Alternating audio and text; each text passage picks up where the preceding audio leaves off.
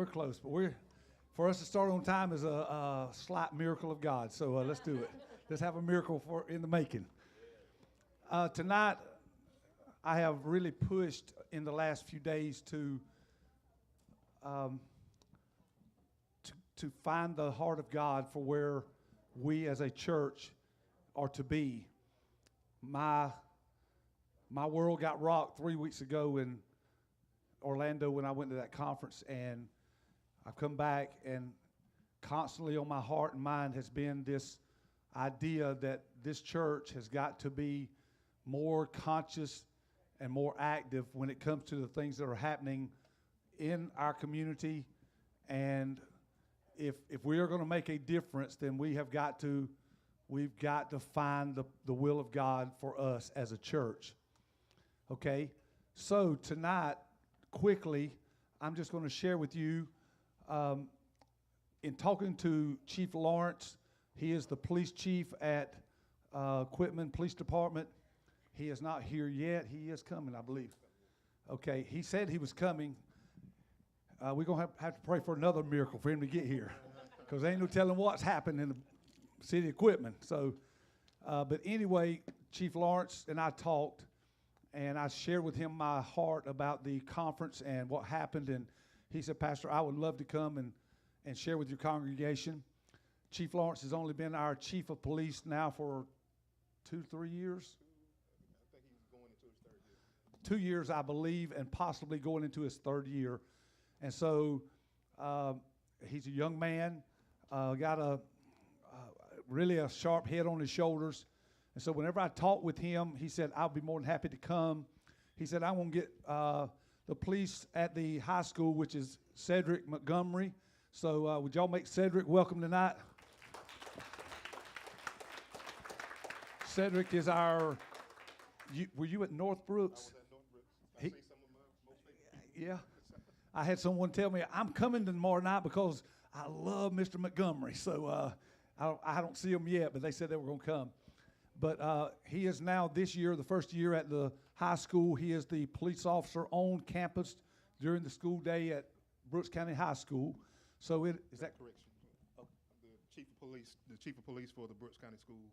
Okay. Police Department. A chief of police? I didn't know that was the title, but thank you. Thank you for telling me that. We need some more paper.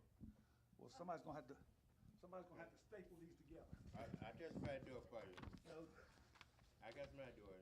Yes, sir. You get somebody to do it. Give them to Robin, and go back there with Robin. And here's the stapler. Thank you, Piggly Wiggly.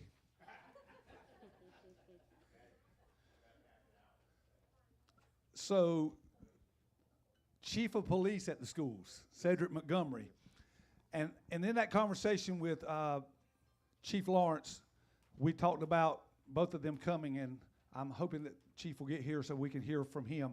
Tonight, Chief Montgomery is going to talk about what is going on in the school systems to kind of give us an update on what has actually happened with our kids. What do we need to know that they're dealing with, and what is he seeing that is happening in our school systems?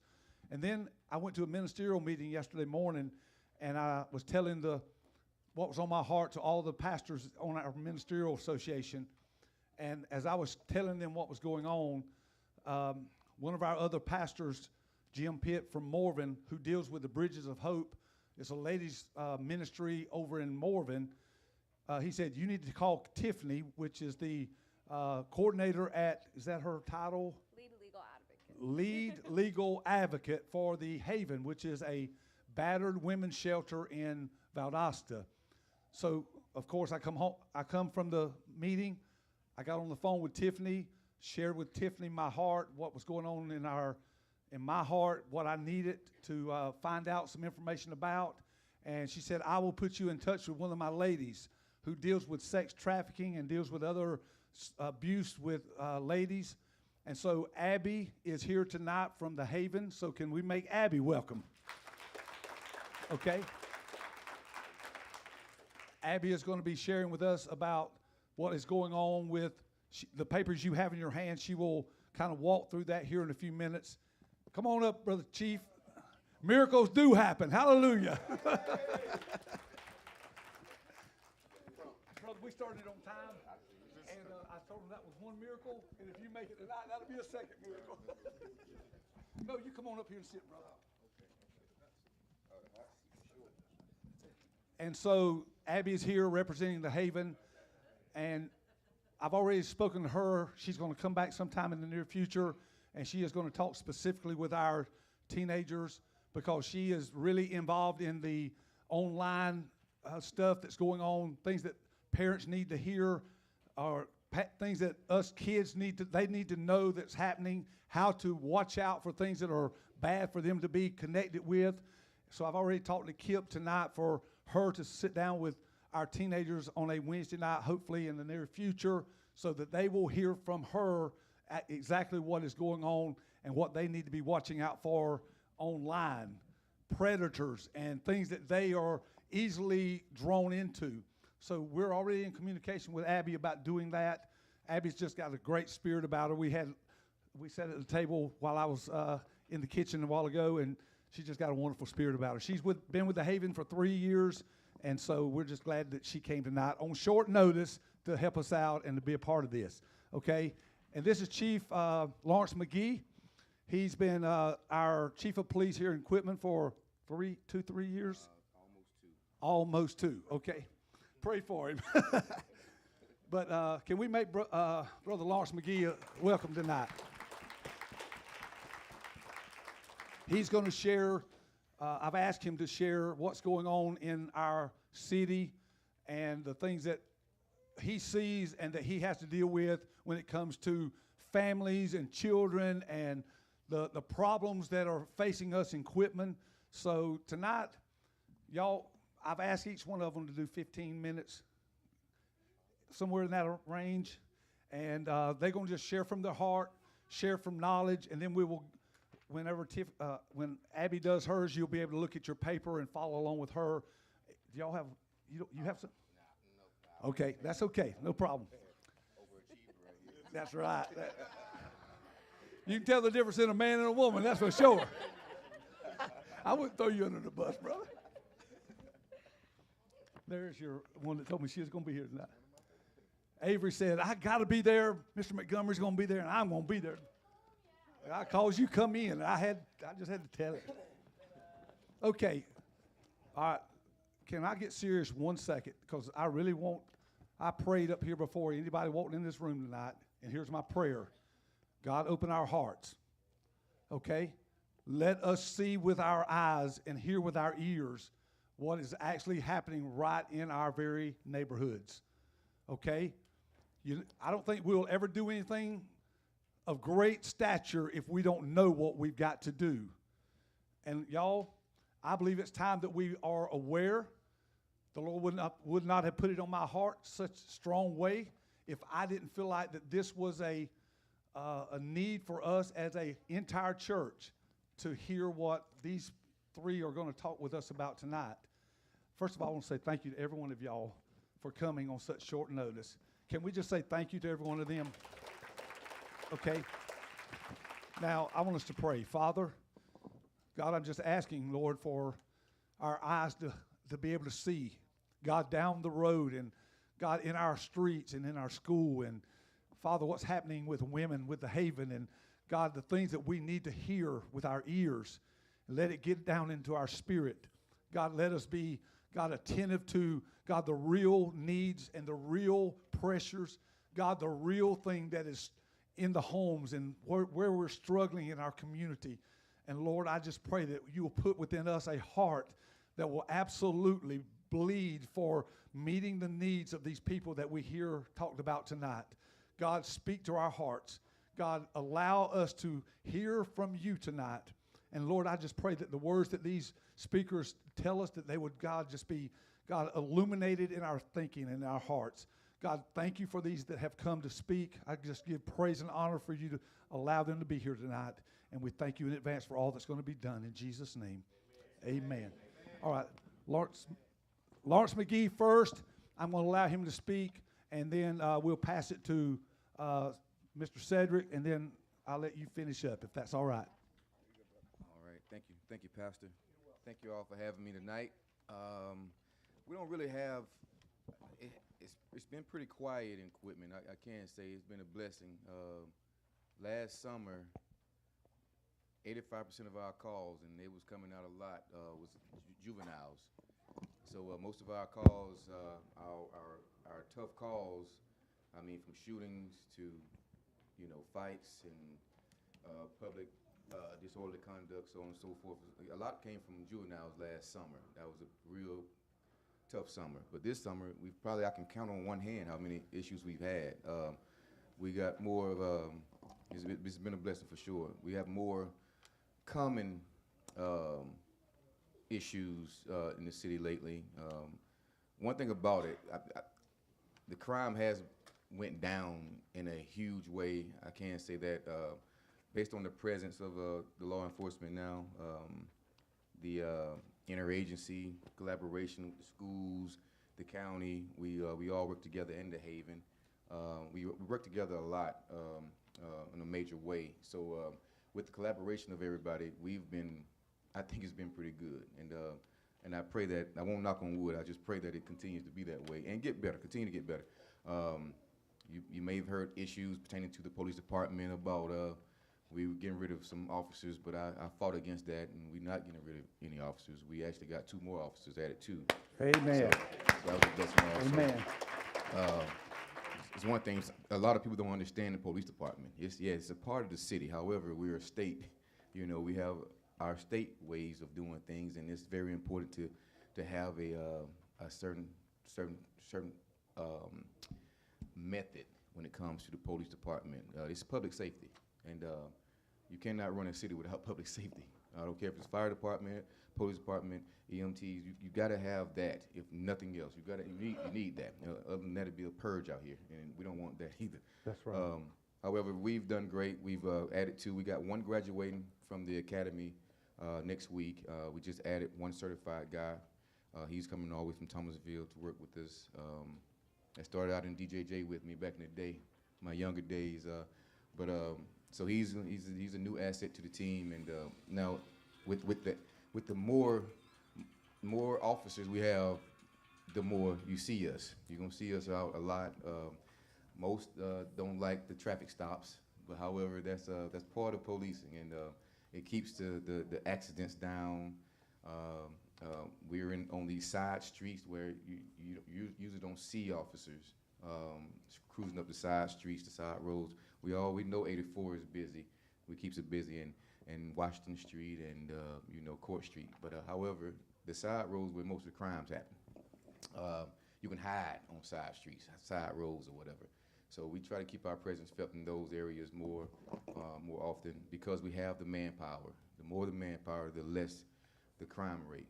So with that, we have a nice system, and I think when we was almost threatened to break up the system, it kind of it discouraged me, and I had to turn to the Lord, because that was the only way.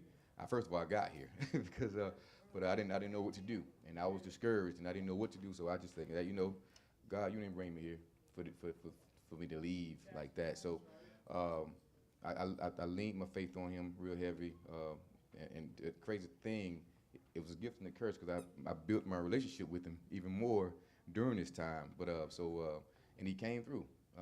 We didn't have to get rid of any officers. We added officers, and the crime rate is still good. We do what I have here. I did my research also. Just don't have anything for everybody, but I can share it with you all. Our numbers when it comes to the amount of calls, and when I call out some of these numbers right here, you'll see why we can't afford to lose officers. We need more and more. However, but the numbers, they're calculated every month. Pretty much let us know what we do, the amount of calls. Every call comes through dispatch for the city of Quitman Police Department.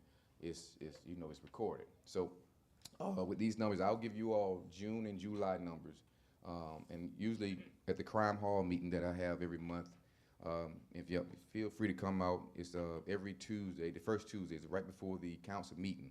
So I want to get any stragglers that want to come to the council meeting, have any questions about safety in the city, what can we do to help each other, so on and so forth. Like Pastor called, well, he can call anytime anyways, and he told me I told him I'd help him anything he need. I got him. But just come to the crime hall meeting. We can have discussions on, and not on Facebook, word of mouth, Brooks County word of mouth.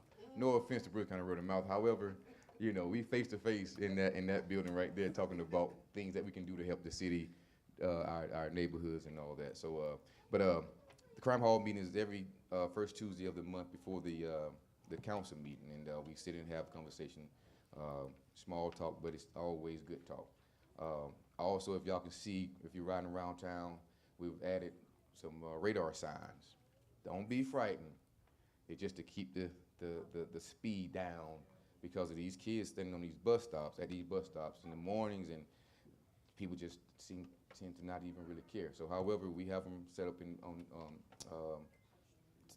Court Street, and we have Barwick Road right now, and we can move them. So, don't be surprised when you see them in different locations weekly. So, added those yesterday because our new school started today. So, I'm excited about those. Been getting a lot of feedback, some negative, however, more positive. If they understand why we have them, you know. It's not tracking you or anything like that, so don't be alarmed. Does it get our tag when we pass it? No, it's Okay. not. It's not flock. It's not flock. But I'm just checking. It's to scare you a little bit. If you see that thing flashing, you think you're getting a picture taken. But it's not. But it's safe. But it's for a good reason, good purpose behind, you know, the speeders. School.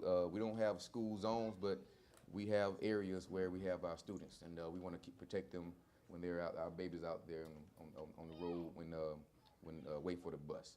All right, so we have those just added also to our help with the city. But I'll start with June for numbers that may interest you all on things that's going on around here. All right, so June 2026, we had 584 calls, and that's light.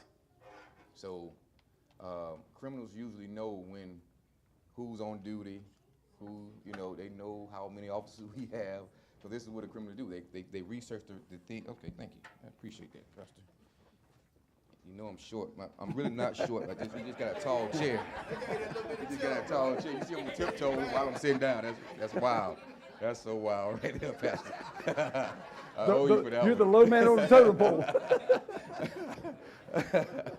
All right, but June 2026, we had 584 calls. We arrested 16 people. We had 9 DUIs. So the crime's still going, as you can see, and that's June. Shots fired in the areas, in certain areas. Usually when we get shots fired, we do show up. When someone calls in and shots fired, it's 99.9% of the time they're gonna say, I want to stay anonymous.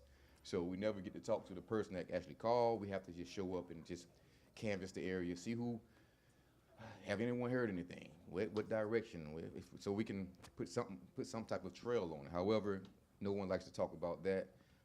Domestic disputes, we had 14 in June. Vehicular accidents, we had 10 in the month of June. And that was, like I said, all June right there. So July, fast forward to July, we had 763 calls. 763 calls. So now, I say the number of officers, I bring this back up.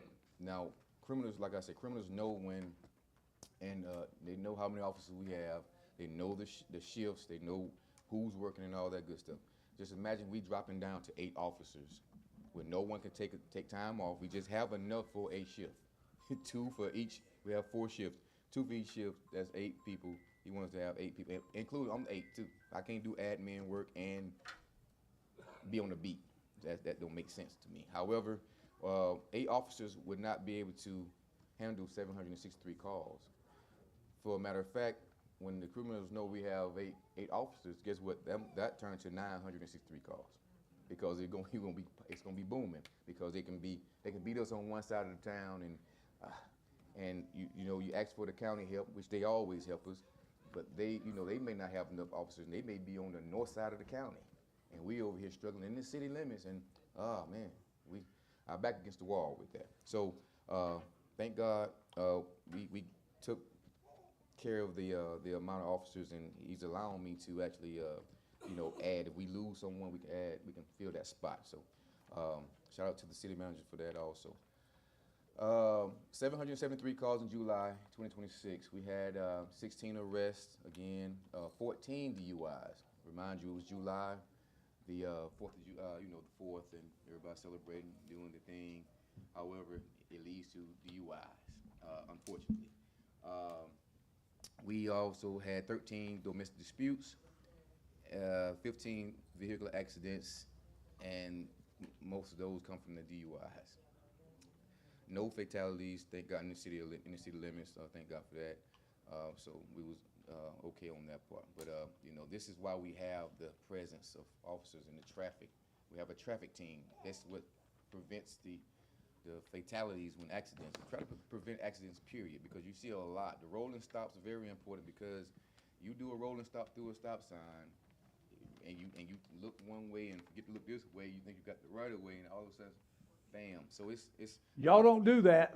yeah, don't do it. Don't do it. I know it's very easy. It's very easy. a complete stop. Girl. So, and if I've never been taught that. I've heard. Yeah. Hey. When it. Mm-hmm. And then a couple weeks later, they got my husband on his way to church. If one of my officers tell you that you have to stop for 3 seconds, come bring that citation to me, please. Bring it to me because I never heard of that. I know a complete stop is what. Yeah, even at the red lights, when you can turn right on red, you have to make a complete stop on that also. That's another one I've been hearing more people complain about. So yeah, so make a complete stop at the red lights and stop signs, please. Yield when you have to, but make complete stops when you need to also. Every time.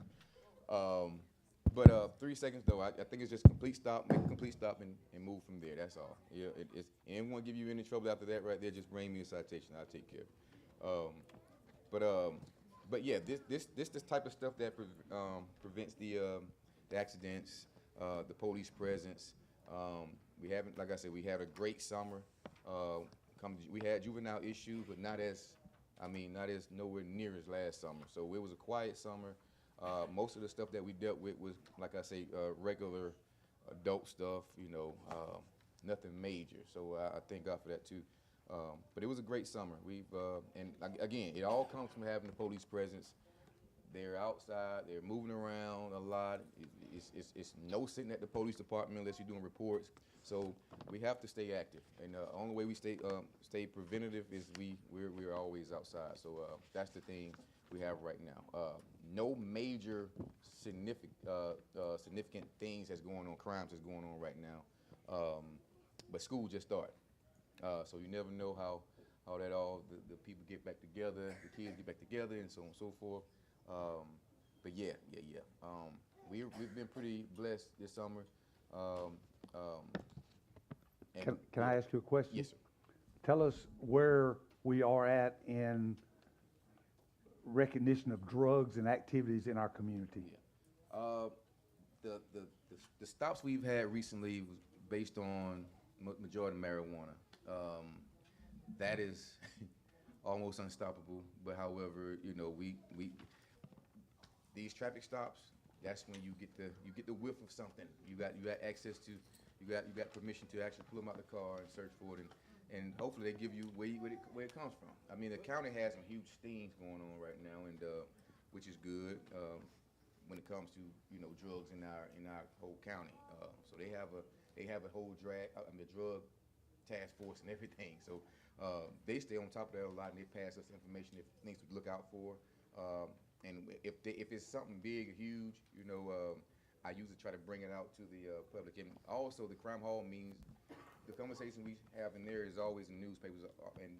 So Quitman Free Press, she records everything that goes on. So anything new, if I can get in contact with all of you all, in the majority, the information will get out somehow, some way. Even in the group text, I'll give you a heads up or something you can pass to the congregation. Okay. but we don't have any huge drug issues in the city limits. You may hear about meth and Molly. That's mostly county stuff, but they haven't given me anything huge on that yet either. But I know it's out there.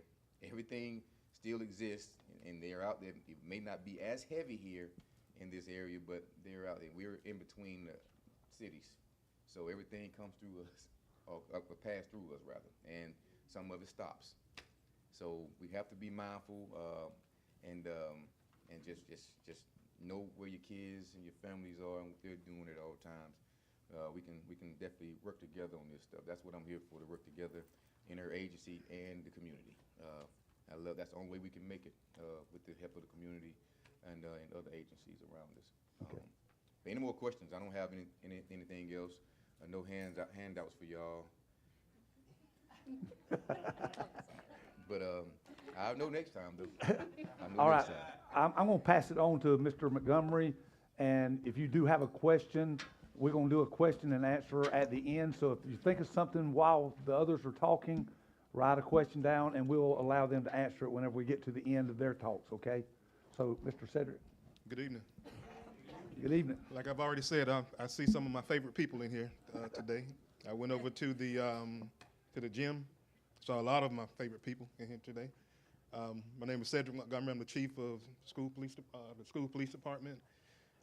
I started out at North Brooks, and let's see, I've been in law enforcement for 29 years, and my last 4 years have been the best years of my career. And I'll tell you the problem. The problem is y'all children. I mess around and fall in love with them. I have to get a hug every morning. I see you, April. But some of the stuff that we're dealing with in the schools, one of the biggest things is your children need to go to sleep at night.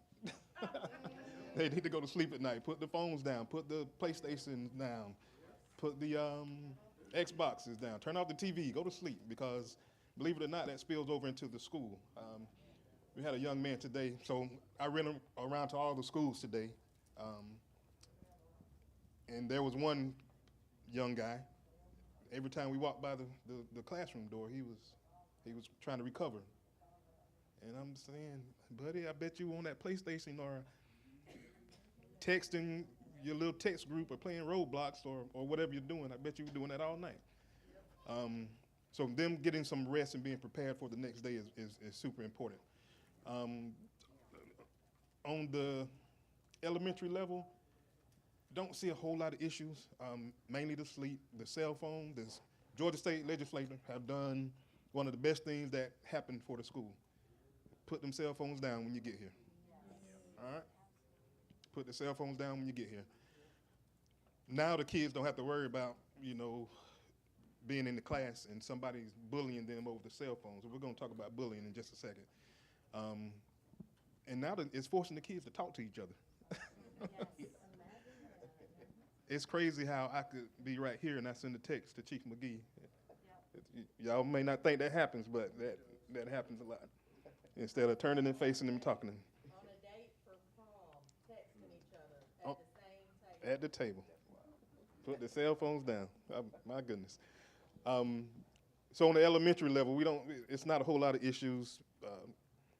Bullying looks different than when I was growing up. When I was growing up, you got pushed in the ditch, or you got, you know what I mean? It was more physical. Pushed in the locker, exactly. In the gym, got salt put in your gym shorts, stuff like that. Icy hot, yeah. Bullying looks different these days. Bullying now, with the cell phones, with social media, somebody could be in California and could be bullying one of your kids over here in Quitman, Georgia. There's a bullying hotline. They'll tell you, I teach them, tell a trusted adult, any trusted adult. And I'm the DARE officer also for the elementary schools. And I make them do what do we call the circles with the boxes and everybody? Your help network. We make them do a help network. And I make them identify important people in their life. And I would say something like, if the building fell down on top of you right now, who would stop what they were doing and come help move these bricks? So I ask for the most important person at home, and I make them put it there. It's theirs. There's no wrong answer. No wrong answer. I ask for your best friend at school, because believe it or not, the kids need need help from their peers at school. So who could you go to about anything, about bullying, about something that's going on at home, some sort of abuse or neglect? Who could you go to? One of your friends. I get them to write in there a person at school, and I'm specific about the person, and I make them name the person. So in other words, everybody would say at Northbrooks, Miss Bruno or Mr. Lee. Mr. Lee is not going to be there all the time. So who do you see, or who are you around all the time that if you need to tell them something right now, you could tell them? I make them. I'm looking at the circles, and I'm trying to go all the way around. I make them tell me, or write on their help network, an adult at home that is not your parent. In other words, that top circle, somebody at home, change that. Somebody away from home. I make them put that on there. Believe it or not, us at the schools, we see your kids more in a day than you see your kids in a day. All right? So that's one thing. So the kids have to have somebody that they can talk to, and I make them identify it. So now when they say I don't have anybody to talk to, you just wrote down 8 names of people that you can talk to. And these were your people now. We don't give you those answers. I said that to say in the bullying, if your child is being bullied, they should be able to go to someone and say something, all right? They could be anonymous. We teach them how to report bullying without being bullied themselves. So in other words, if a person is bullying this person, then I teach them ways that they could intervene without being physical or without having the attack turned on them. But get some sleep, put them games down, them cell phones down. Bullying is not okay. I tell them, I don't care what anybody says. Bullying is not okay in any form or fashion. Do not bully. Do not be the bully. No matter what, do not be the bully. All right? Social media. Social media is huge. I'm sure she'll have a huge input on the social media. Like I said, someone could be in California, and they can be bullying your child or trying to influence your child into her topic from way over there, okay? So we have to be careful on social media of the stuff that we're responding to, the stuff that we are looking at, the stuff that we type in, because I forget the name of it, but social media keeps a record of that, and then they'll start throwing that stuff at you. Those algorithms. And they're listening. I don't care what nobody says.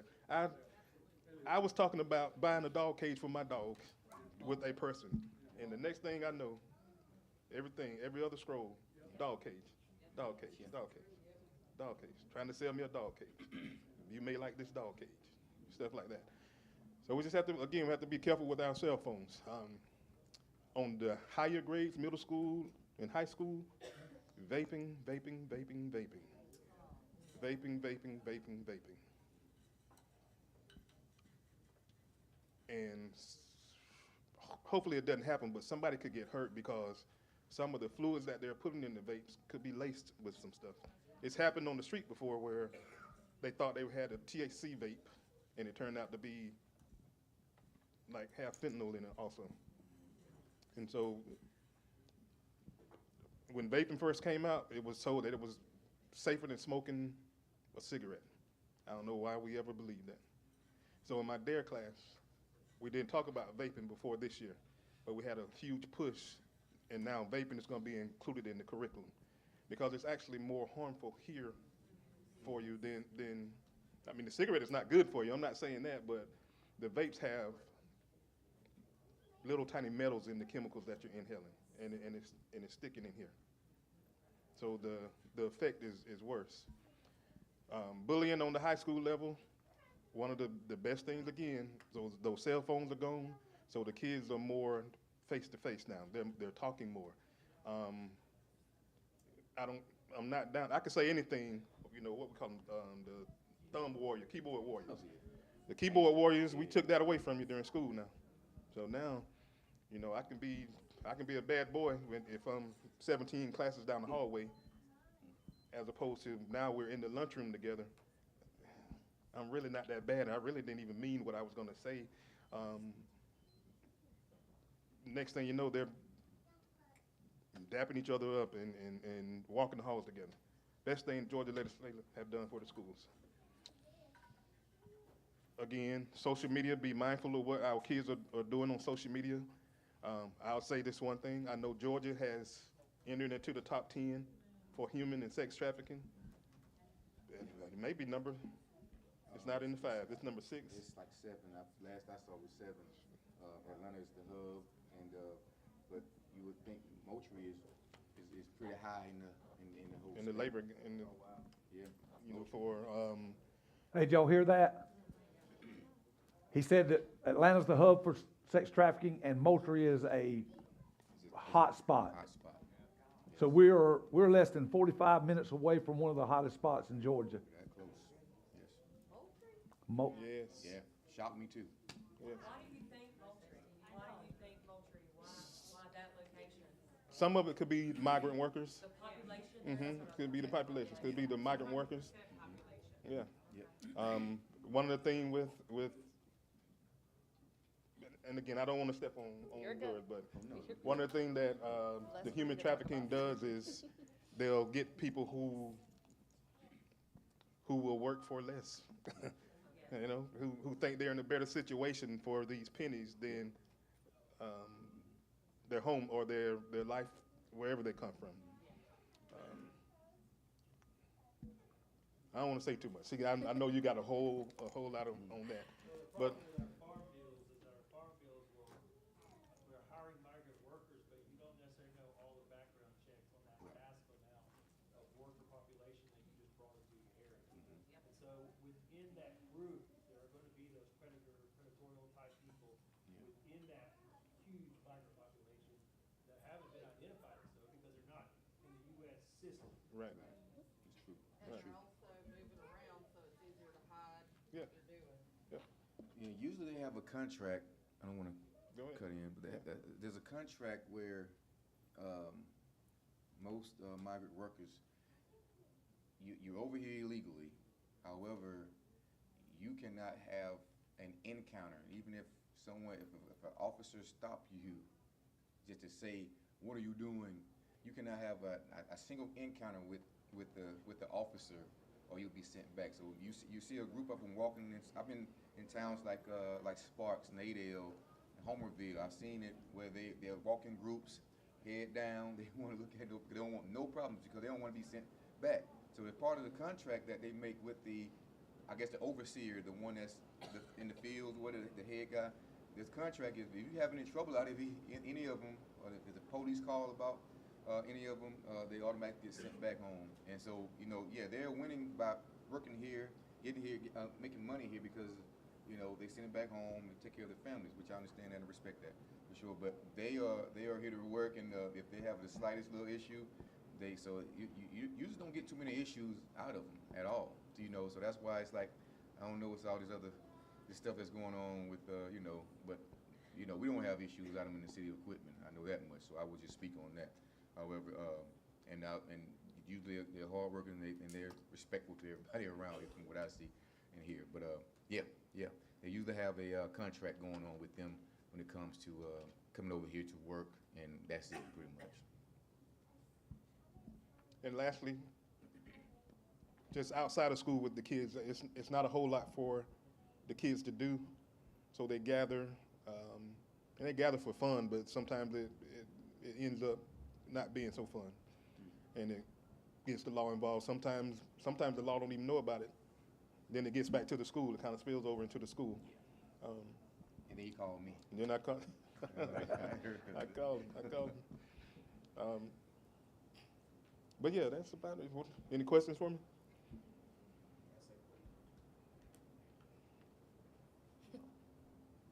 Okay. Scamming. One more thing. Phone calls and scamming. Phone calls, do not give your information over to no one if they call you or send a text message to you, that is a scam, y'all. I don't care if it says DMV or something like that. Sometimes about a citation. I fell for that. Yeah.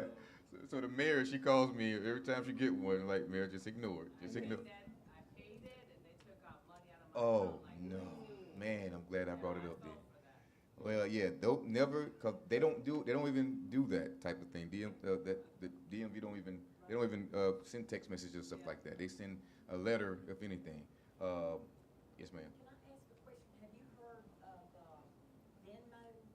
Venmo, yes, ma'am. Okay, last week I got a phone call and it said, you have, someone is opening a new account with your information, press 1 to, and I'm like, No, I I get them always too. love to do it. I get one every week. And then they text me, they called me 7 times, left me voicemail and Yeah. several texts.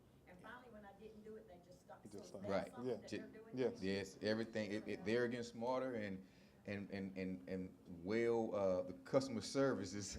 It seems like it's legit, but it's not. So don't respond. Don't give any information out of yours, phone call or the text messages. It's all a scam. It's all a scam. When Yes, you sir. were talking about the vaping in school a while ago, is that smoking the THC in it? Can you smell it real bad? You can smell the THC. Sometimes it's just a regular vape that they get it from the corner market. You know, somebody buy it for them over the counter. Walk in McDonald's, I smell it. Oh, yeah. Yep. There was a hand back there. Really?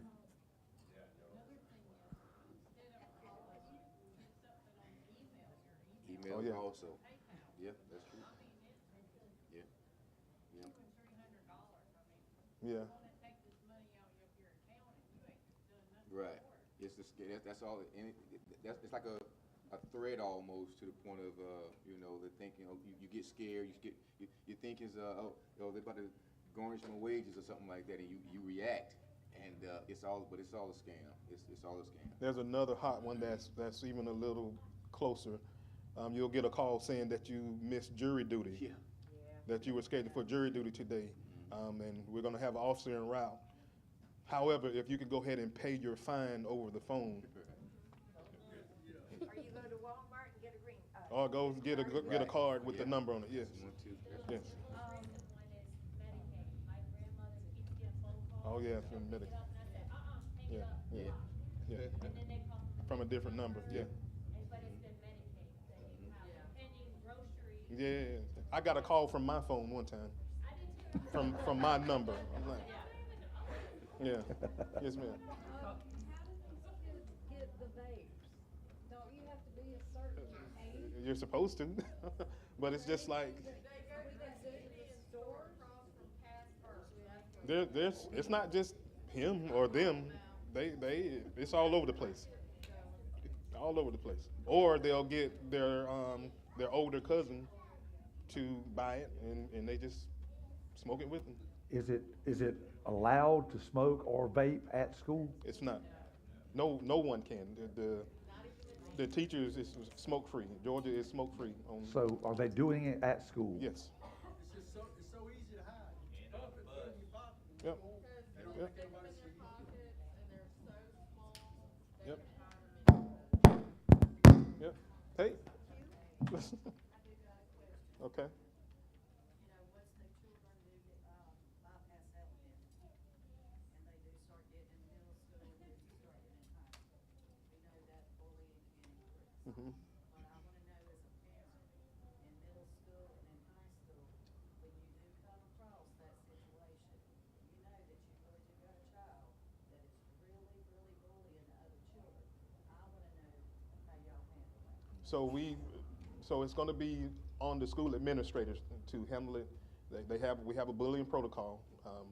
A lot of times the kid will complain about being bullied, and it's not what we say is bullying.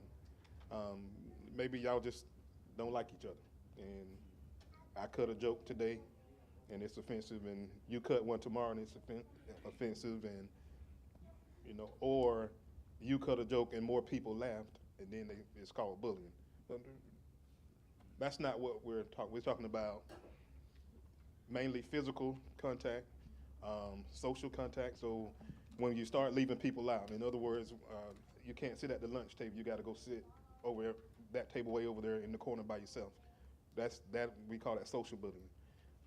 Bullying over the cell phones. And listen, when you delete something, make sure your kids know this. When you delete something off your cell phone, I'm gonna use some improper English on this. It ain't gone nowhere, all right? It ain't gone. So law enforcement can pull that stuff. When you see your transactions, what you are sending and what you are receiving. Okay, even though I can't get your cell phone and pull up your deleted messages, but I can take it to a forensic person. All they should do is plug something into it, Please. click a couple of buttons, and all that stuff comes up. All right, I didn't see it. I didn't see it. All right? What extremity or bullying have you gave you for law enforcement to be involved? Battery, simple battery, aggravated battery, assault, verbal threats. Mm-hmm. Verbal threats. The keyboard, Mhm. cyberbullying, Mhm. you know, it's very easy to do. How about if they make that child and bully that child so bad to the point, like we have all seen, that a child Does something, suicide. yeah, does something to themselves. Attempts to commit suicide. What happens to the child that's in the bullying that put that child in that position? So there have been some court cases where those bullies have been arrested, charged, and imprisoned for those. So that does happen. One thing we could do is, again, we got to start at home. We have to teach our children that bullying is not okay. If every parent was doing that, there wouldn't be any bullies, right? That's right. We got to start at home. Yes, ma'am. Be home for they can teach them. That's true too. Stephanie, I would say this, your first line of contact, if that issue is happening as a parent, your first line of contact is communication with the school. The school administrator. Get together, have a meeting with every teacher and the principals and the SRO officer. Bring all the documentation that you have, not just hearsay. Get that ball started, and then that's an extra set of 8 eyes, 16 eyes looking at that situation, looking to see if it really is. Then if it continues and there is, like you said, active threats or verbal threats, then the SRO, reaches out. But that should be the first thing, is reach out to the school, because they don't always know. Yeah. Yeah.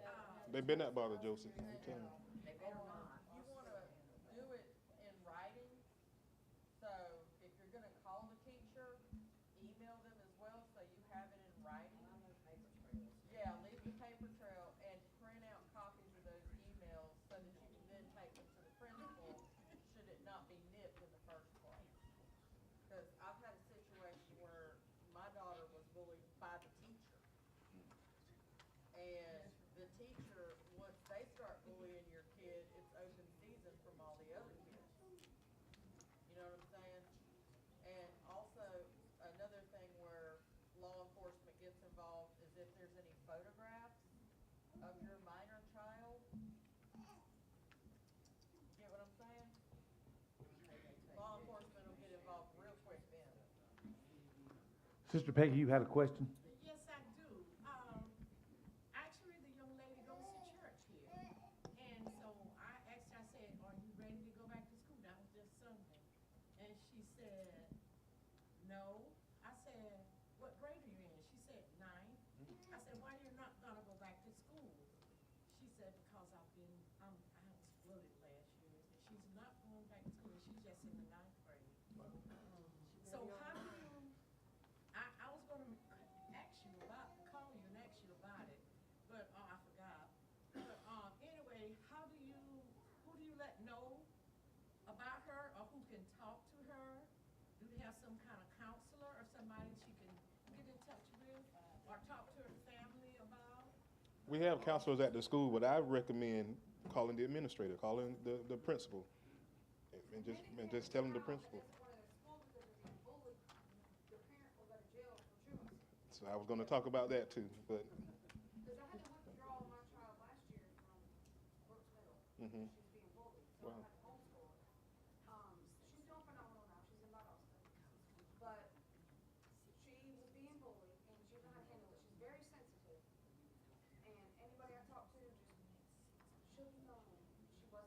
Mm. So I had to withdraw. She wouldn't eat for 2 months. Good Nothing. God. But now she's doing fantastic. Good. But if your child is so cries and throws up in the morning to not go to school, Yeah. the parent gets in trouble, so then you get truancy on you, and I'm not sitting in jail for that.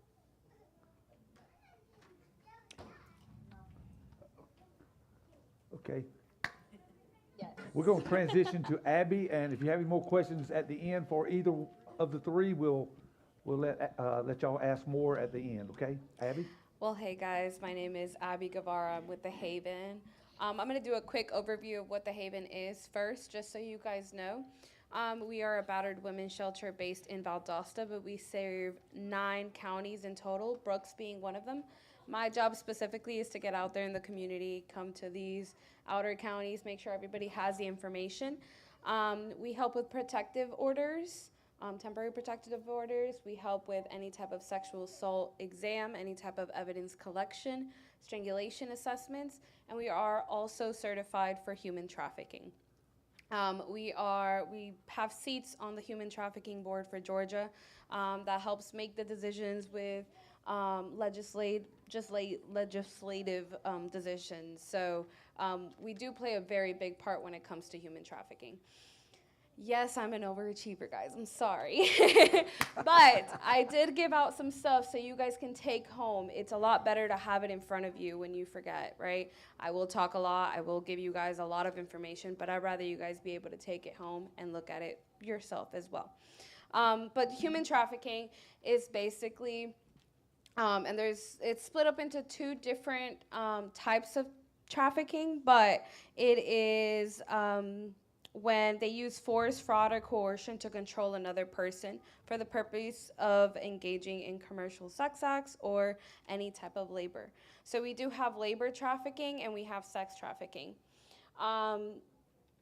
Me being part of the team that handles human trafficking cases, the first thing we'll do is do a questionnaire, right? How did you get here, right? Were you paid for what you've done?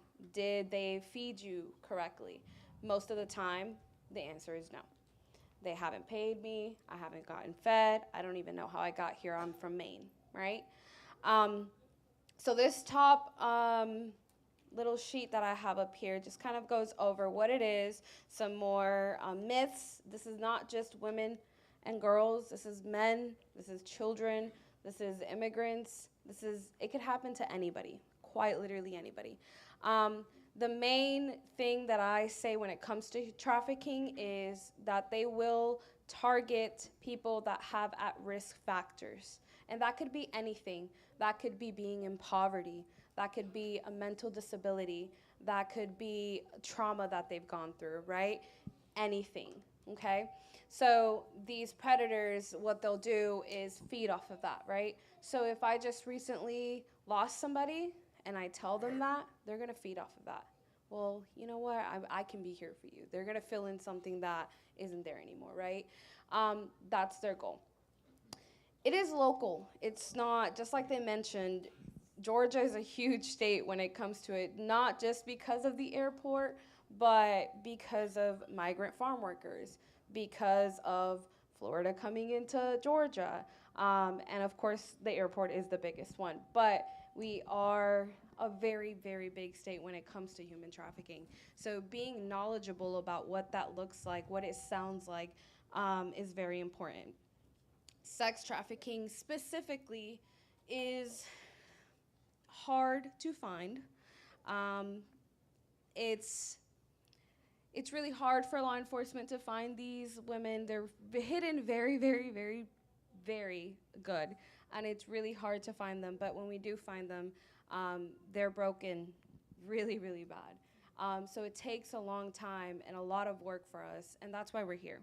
We're here to try to talk to them and get them into therapy and help them understand what a successful, independent lifestyle is like. Moving to the next sheet. We have just how it happens, right? So we have the luring in. Again, they're going to lure in people who are at risk, right? So somebody who has been through a trauma, somebody who is going through something actively, somebody who needs money, that's who they're luring in.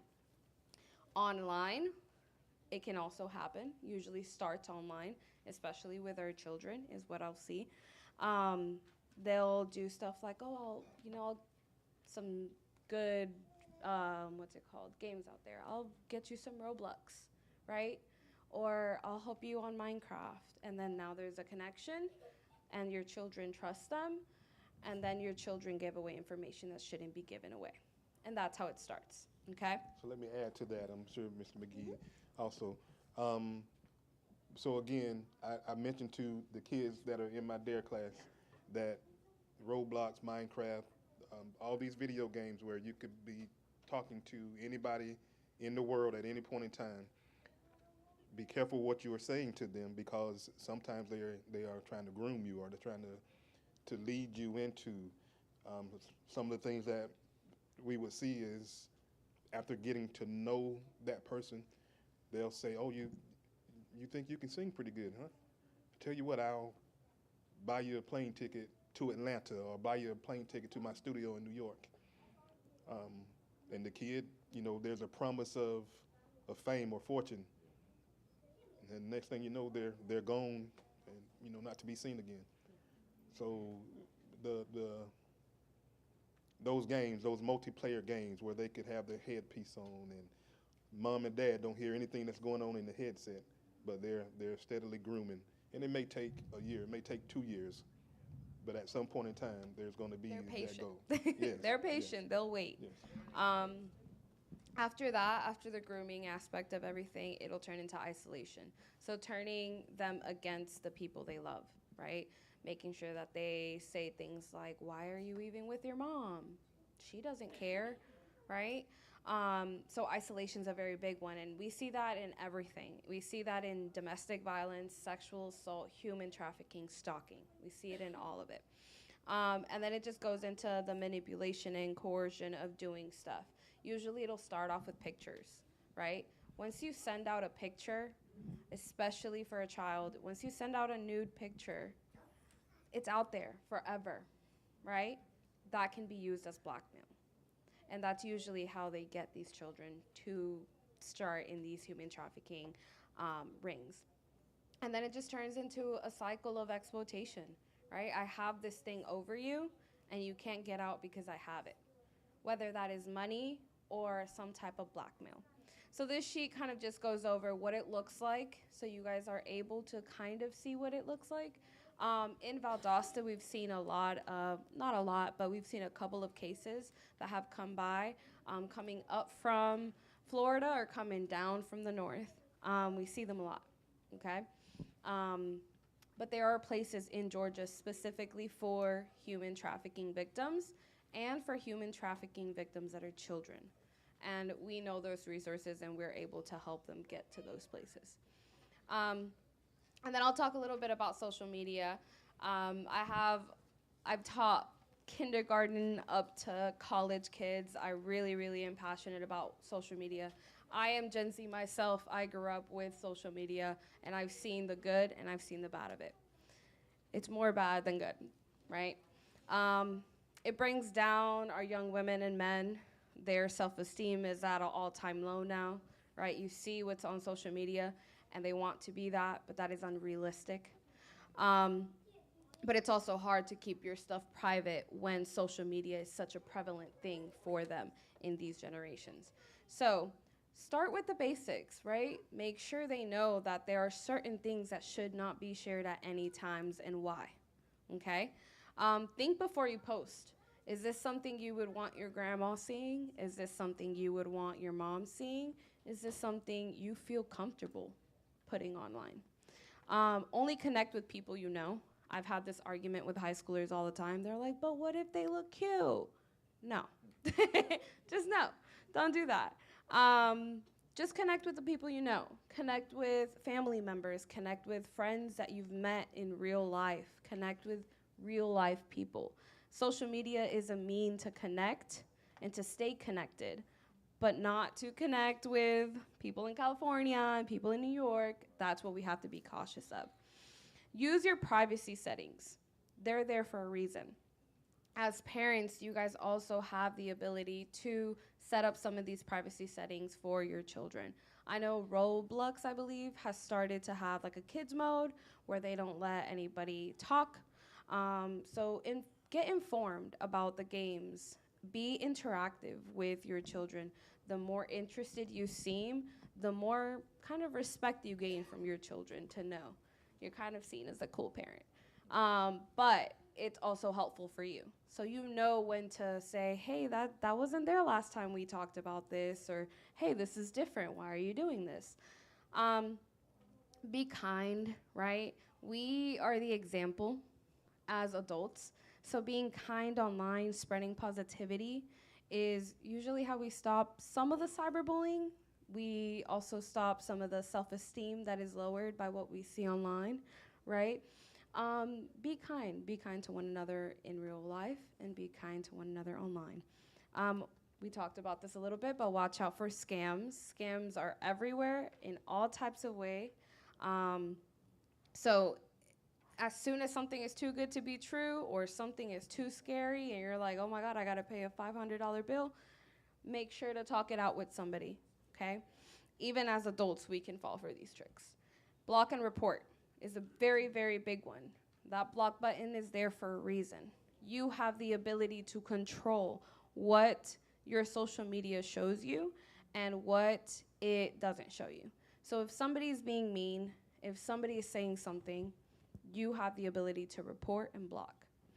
And we talked about telling a trusted adult. That is a very big thing that I also teach, is building that trust with your children. And not just your children directly under you, your nieces, your nephews, the children in your neighborhood, the children of your coworkers, anybody. Because you could truly be a trusted adult for just anybody. You never know when a child could attach.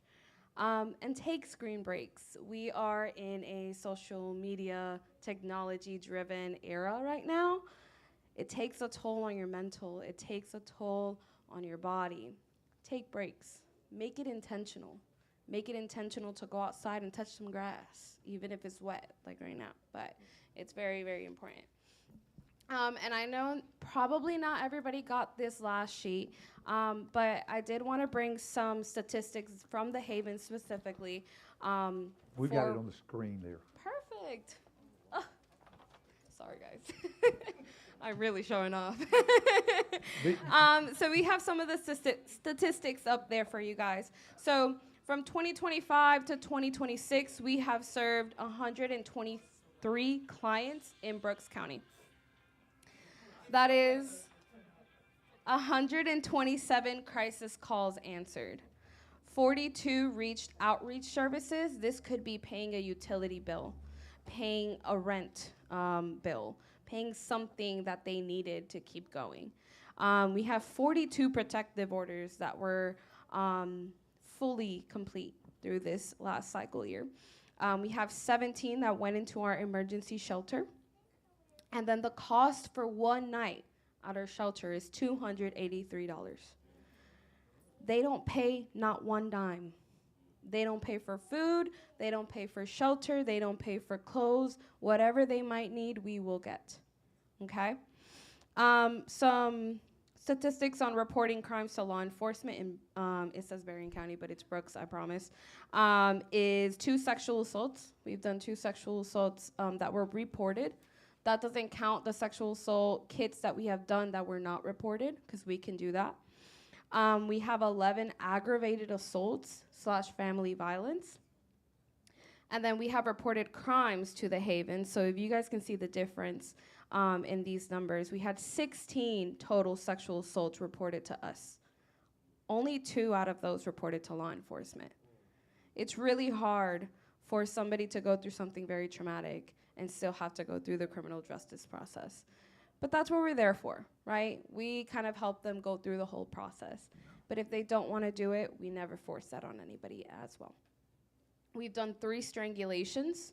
Strangulation is a very big thing coming up at the moment. We've seen children in middle school, high school do choking games. So right now we're one of 7 pilot programs going around and trying to build our strangulation assessment and what that looks like, taking pictures, looking at certain parts in the body that could show evidence of strangulation. And then we've had 2 human trafficking cases from Brooks County. These are just some statistics. We have a whole lot more, but this is just for Brooks County. Sometimes we'll put out on our Facebook statistics as a whole, because we do serve 8 other counties, and it's a lot that we see. Our agency and our staff works really, really hard to make sure that these ladies, these men, these children get all the help that they need, and we work hand in hand with any agency or anybody that could potentially help our clients, including law enforcement. Sometimes it is churches, sometimes it's other agencies, but we always know where to go. And if we don't, we got somebody we can ask, and we will figure it out. But we all work really hard. We all have a passion to do this. So if you guys ever have any questions, the last 2 sheets have our crisis hotline. It is 24/7. You can call at any time, and that truly means any time. It could be 5 a.m. in the morning, 3 a.m. in the morning, and somebody will answer you, okay? And that's it for me. I talked fast, yes. Okay. Question. We have a question. Do you call the police first or call the Haven first? Whatever you might like, whatever you feel comfortable with. If you want to call us first and then call law enforcement, you can. If you want to call law enforcement and then call us, you also can. We're gonna call y'all. Leave your home and you're trapped or whatever, do y'all come pick No, that would be law enforcement. We would contact law enforcement for you if that's something that's needed. I've done various hotline calls like that where they can't leave the home and we're texting back and forth, and I'll personally call dispatch at whatever county they might be at to go get them out of that situation. Is this only Brooks or does Lowndes include it? Lowndes, everybody. So we serve Lanier, Lowndes, Brooks, Berrien, Colquitt, Clinch, Atkinson. I'm missing a couple. Cook. We serve 9 counties in total. You take the mom with 3 children? If we have the space, yes. We have a shelter capacity of 22. If we have the space for them, we will bring it in, depending on the severity of the situation. We could put you in a hotel. If it is a situation that's a little less severe, we will refer you out to another shelter and make sure you get there. Our job and our policy is to make sure that we provide any transportation to get you somewhere safe. So even if we do not have the room, you will get somewhere safe. Thank you. You're welcome. And it's also good to call law enforcement first because we want that guy or whoever that may be. I'm sorry. Thought I was talking loud. I advise you to for someone to call 911, call the law enforcement so we can hopefully get some type of information on the person that's causing you want to call the Haven or whatever. So we want to know who that person is, the perpetrator. We want to know who he is so we can do our part. And usually I've been to several cases or calls, and I've always called the Haven. I did it several times throughout my career. So yeah, we close-knit with them also, and we want to know. We want to know if the Haven is even called, especially in Quitman or wherever I want to know that they're being called. So because I want to know who's causing someone to call the Haven. So yeah, please call 911 so we can be there too. Do any of you have the statistics for now, my mom, who's prone to exaggeration, has told me in the past that getting a restraining order against a spouse who's abusing you is just a sheet of paper and they don't care about it and they will come after you if you do it, and that a lot of women who take out restraining orders against their abusive spouse or partner or boyfriend or whatever are then killed or assaulted after that restraining order in retaliation. Do you have any statistics on that, or? I don't have any statistics on it, but I can speak on it a little bit. I just recently trained to do some legal work, so I have been able to kind of see the other side of things. a protective order is just us going in front of a judge and the judge recognizing that you are in danger, and that they are threatening your life. It is up to the victim that has the protective order to uphold that.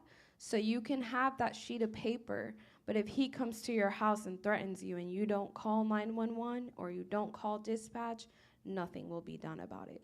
So in that aspect, it is just a sheet of paper. But that's what law enforcement is there for, right? And that can be a call, that can be a text, and it can be for anything minor. Just like we were talking about leaving a paper trail, leave it with that as well. So even if law enforcement says, this is not enough for me to go arrest them or to take a warrant out, at least you have a report made. And that leaves a trail of what's been going on. But it ultimately is up to the victim, the petitioner, to uphold that piece of paper and call law enforcement to make sure that that protective order is being used. Okay, if we get out at 8, we got 5 minutes, 6 minutes. My take out of all of these tonight is several things. Don't roll through a stop sign.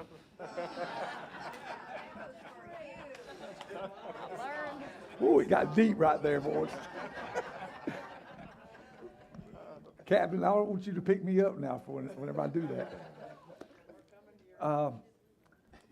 Seriously, I'm taking out of this that what I feel like they have spoken loud and clear is that all of us need to be checking about what's going on our kids' phones and what's going on in their friends, who they're friends with.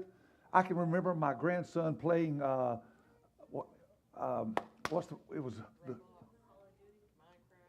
Fortnite, and headphones, talking to somebody. Who you talking to? Oh, I got somebody online that I'm talking to. Didn't know who it was, just somebody else that's online.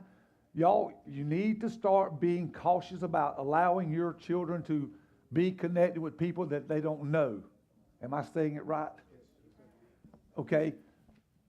You need to know what they are doing online. I don't think it's a bad thing for us as adults to start swapping our phones with our spouses or other people and say, here, check my phone. Make sure to keep me in check. Keep me honest and keep me above board. Because all of us adults, this can be a bad tool just like it can be for our kids. And if you're going to trust me to be your pastor, come up to me and say, Pastor, can I look at your phone?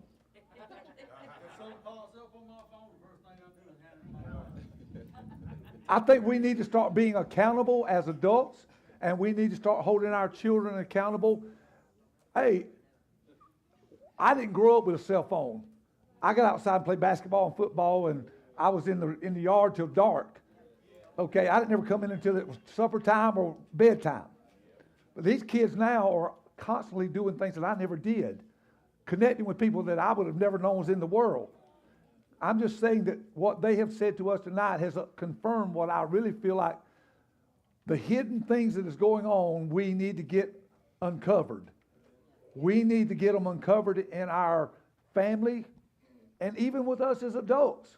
We don't need to have anything hidden, because one day it's going to come to light, and it may not be good when it comes to light if you don't go ahead and get rid of it. Okay? So I'm encouraging us, if all that's going on and they're having troubles with kids, this is a problem with our youth. Adults, we got to be the person in the room that says, I got to hold them accountable, and I got to make sure that they're doing what is right. Okay? So I'm just asking y'all to see that from this.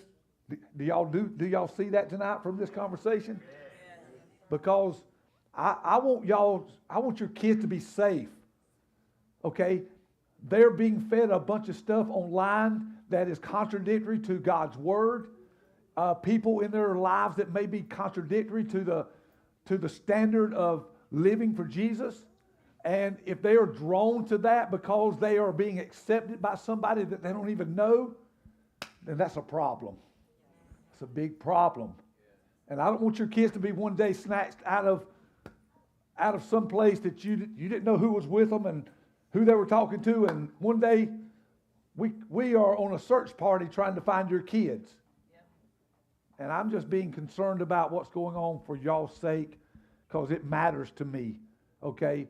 Y'all have been given me to cover and to protect and to teach what's right. Not that y'all don't know that, but I've got to cover you with that, okay? Angela? As far as the ticket thing goes, FYI, when Jamie rolled through that stop sign, it's $160 fine. At the back end, you get just saying. Well, $160. I could buy a lot of bait with that, so I'll start stopping. 3 boats, y'all remember? Shay.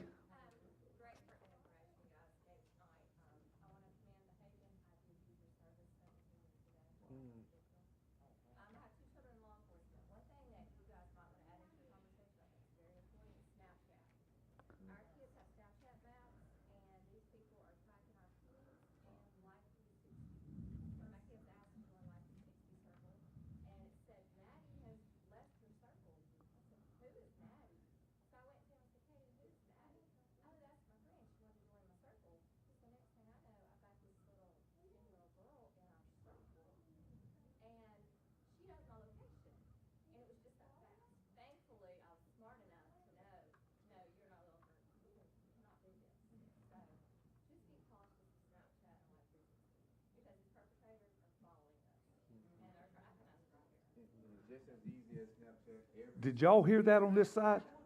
Your conversation of 24 hours if you have it set up like that. Yeah, they can hide it. It's very sneaky. They can hide pictures and everything on Snapchat. Although it says it'll erase, again, everything that's put out in the internet will stay in the internet. So it's one plug up and everything is there again. It ain't gone nowhere. That's the word of the night. It ain't going nowhere. It's on the cloud. Yes, Dwan. I got a question too, just listening to all of this, it just made me go back to my childhood and I don't know the answer to this, so I'm just gonna put it out there. I think there's a right and a wrong way when we are addressing our kids. I heard her say something that was pretty powerful, and it's just how we wrap up what we deliver to them. When I was young, I got a lot of sexual stuff that happened to me when I was young. And guess what? I wanted to talk about it. But my mama was so and it would have turned to be my fault, that it was something that I was like, you know what? I can't even present this to her because it's just gonna be like a blame game. It's gonna be all raw. It's gonna be scary. I'm probably gonna get whooped because of what somebody else did to me. And I think that's something that we should examine how we approach, because even though, we need to stand our ground, we need to pay attention to what our kids do. There's a right and a wrong way in that, right? Tonality sometimes is the biggest thing. I can say I love you in a nice way and say I love you in a mean way, and it's the spirit behind what I do that can be repulsive to our kids. So I think we need to seek the Lord when it comes to addressing them, and really addressing them in a way to where they feel open enough to really share, and be careful. There's gonna be times when you'll have to hit the gas, and you know what I'm saying? But if you all the way hitting the gas every time your kids come try to have a heart-to-heart with you, then the sexual predators, it's more prone for them to get your kids, because guess what? They know how to talk in that tone and in that spirit. So I just say that because it's happened to me when I was young, and I could not share that. I didn't want to. It was more scarier to share that than to go indulge in what I knew that was wrong. Yep. Absolutely. And one thing I'll add on to that is your children will forget all of the positive. They will forget all of the positive, all the good things you've ever done. You mess up once, you yell at them once, you say one thing that's negative, and that'll stick in their brains forever, right? So be cautious. Take a moment. You can take a moment. You're still human. You can take a moment and say, give me a second. I got to gather my thoughts. I'll come right back, right? Keep that in mind, because it does leave an impression. And I've seen a lot of children who say, I didn't want to say anything because I knew my mom would hit me. Or I know my parents would get mad. Or if it was, or not believe you. Yeah. So just be cautious with how you react and how you act around your children. I promise you it does leave an impression. And it matters. I'll say before we close, yes. Parents, you know, looking at your kid's phone, and we got all the locks, all the safeties and stuff, they can get past that too. I know that for a fact. Had that happen with Josie's phone. Anyway, so no matter how well you think it's locked, definitely keep a check on your kid's phone. And if they're in this little cartoon thing, and they can they're talking to the character in the cartoon, guess what? Please, they're talking to a real person, and just like they said, they're sitting there getting the information a little bit at a time, a little bit at a time. And if you're a young child, they don't think like us adults. They're answering simple questions that those people can put together, and they can find your child. Thank God I seen it early enough where me and her sat down, and I told her straight, I told her the truth, and I told her what would happen, and I told her they'd be at your door. Anyways, I scared the bedoody out of her, and that's fine. That's fine, she ain't did on it again. But they can get past locks. All I'm saying is Not only that, but they can check your IP address too. dig into your kids, dig into their life. You are responsible, so make sure that you are aware of what is being hid right now. The lady I talked to in Jessup at the convention, her daughter had 5 Instagram accounts. 4 of them were deleted and got back home periodically. She had one that she stayed consistent. But there were 72 men that were following her daughter at age 12. 72 men that were, when they did the GBI and the DFACs and all, they found out there was over 70 men that were actually preying on that 12-year-old girl. So, and this was a woman that raised her daughter in church. She's been in church all her life. So, don't think that it can't happen in our world that we live in. We need to be careful about that, because the reality of this, if you don't know, you don't know. This is what this has been about tonight, and I want to say thank you to Chief and Mr. Cedric and to Abby for this.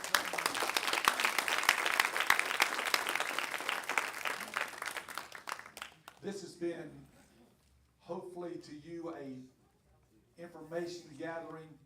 And as I've been standing up here looking across your faces, men and women, I do see concern in your faces. I feel like we got some people in this church that really want.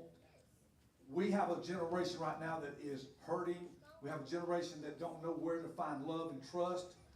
We have a generation that is absolutely begging for someone to hold on to them and treat them and love them the way they're supposed to be loved. They're going to find it somewhere. They're going to find it in some avenue. I want it to be in the house of God, among people that really can help them and can care for them. How many of you would, if you were a teenager and you were not in church, you would have loved to have somebody come along beside you and say, I'm here for you. Connect with you, mentor you, or be a part of what's going on in your life. Show some decency of respect and love to you. Okay? That's what I believe God's allowing us to be a part of here at this church. And if we would just, y'all go home and pray about it. Figure that out. There may be something that you could do with the Haven or with these gentlemen here and the school system, or some way to connect with our community. You don't have to ask me about ministry if God puts ministry on your heart. If God puts it on your heart, your pastor's going to say, let's go. I ain't going to hesitate, because if God puts something in your heart that we can be a part of their ministry to kids and reaching people and saving people, rescuing people, your pastor's going to be jumping on board with you real quick. Okay? So I just want to say thank y'all. Thank y'all very much for taking your, I don't know how many rolls through the stop signs you missed since you've been here. But Well, thank you for coming and spending your time tonight, all of y'all, Brother Cedric. Abby, thank you so much. Okay, have y'all enjoyed what they've had to say tonight?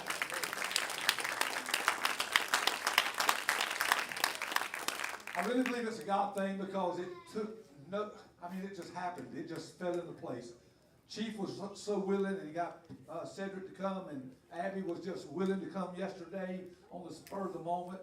So y'all, I think y'all have just been, this is a God ordained time, and I just want to say thank y'all for that. All right. May the Lord bless you. Every one of y'all that are here. Justin said there's 121 people here tonight. And so it was my heart that we get this out. Has it been online? It's been online. So there's been people watching all online tonight. So hopefully there's more people that saw you than what see it here. No? Yeah. You're off duty, right? But so we've had it online. Some people hopefully have watched it. So I hope the impact tonight has been more than just right here in this room. And y'all, my prayer is that we as a church, however God leads us from this point on, that you will understand my heart. I want to make a difference in Brooks County. Kids in this community need rescuing. Parents need rescuing. There's brokenness all around us. And the only thing that's going to change that is the power of God. Amen. Okay? And so I'm praying for that, seeking God for that. I need support. I need y'all to just jump on board and ask God how you can be a part of this. Okay? Because this is not me. This is a God thing. And so I don't want it just to be said, well, Pastor feels this. No, Pastor feels this because God's put it on my heart. And I feel like this is a God thing for us. Okay? So buy into what God's doing. Okay? Who knows? We may be starting a Haven ministry before it's over with. Or he may start something in the school and we can jump on board with him. And we might be popos before you know it. He said he'd make a spot for me. How about that? Woo! I might come ride with you one night, brother. Pastor, you have to get off your cell phone when you're driving.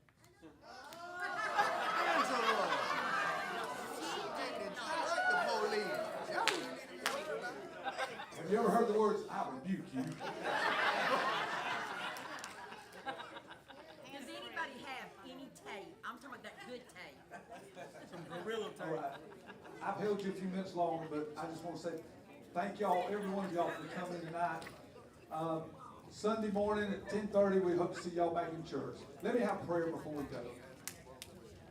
Lord, I pray covering over Chief and the police officers in Brooks County. I pray your wisdom and protection over them. I pray for Brother Cedric at the school and every person that he has under his authority. I just pray covering as they start the school year. God, that you'll give him wisdom and give him strength. And Lord, help him impart wisdom to these young people. Give him favor with them, Father, I pray. We ask that in Jesus' name. I pray for Abby and everything that she does to rescue people that are, God, broken and hurting. I pray that this ministry will be a ministry of, God, restoring women and children and men, whoever they have to rescue, that there will be a restoring process through what they do.